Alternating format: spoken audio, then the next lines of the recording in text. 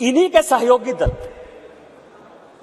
के सांसदों को इसी कांग्रेस ने इसी वेल में पीटा सर। 2 बिल था, एक महिला रिजर्वेशन का 2011 में और 2013 में प्रमोशन इन रिजर्वेशन। और प्रमोशन इन रिजर्वेशन में मैं जब बात करूंगा तो ये पूरे के पूरे बेंच खड़े हो जाएंगे सर। यही वी नारायण स्वामी बिल को पेश कर रहे थे, समाजवादी पार्टी के यशवीर सिंह, शेड्यूल कास्ट थे सर, ये कहते अधिकार की बात, शेड्यूल कास्ट शेड्यूल ट्राइब की बात करते हैं सर। यही यशवीर सिंह यहां पार्लियामेंट में उस तरफ से गए, वी नारायण स्वामी का उन्होंने बिल खींच लिया।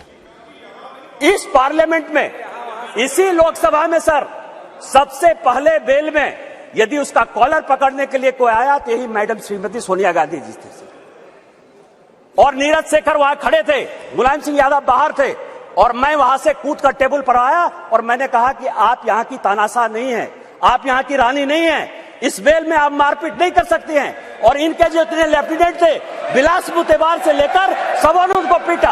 ये दोनों घटनाएं जो है, चाहे महिला रिजर्वेशन का हो, चाहे ये प्रमोशन इन रिजर्वेशन का हो, ये पार्लियामेंट है सर, सबको सत्य बोलना चाहिए। और मुलायम सिंह यादव ने कहा यदि बीजेपी नहीं होती तो आज के डेट में हमारे सांसद नहीं बचते।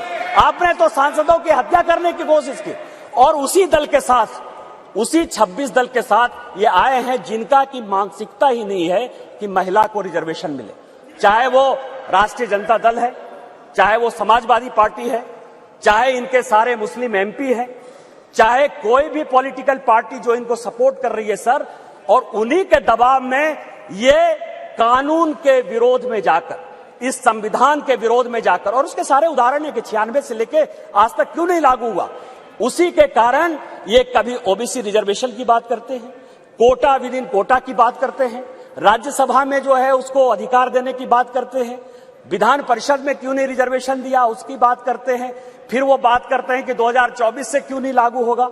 इनको सब कुछ पता है, ये देश संविधान से चलता है। हम एक गरीब परिवार के बेटे होकर इस पार्लियामेंट में आए हैं सर। जैसे मैंने बात कही कि मेरे माँ पिताजी आज भी गांव में रहते हैं। यदि बाबा साहब अंबेडकर का यह संविधान नहीं होता, भारतीय जनता पार्टी नहीं होती, उस दिन भी मैंने कहा कि आपने गांव नहीं देखा है, गरीबी नहीं देखा है, महिलाओं की स्थितियां नहीं देखी।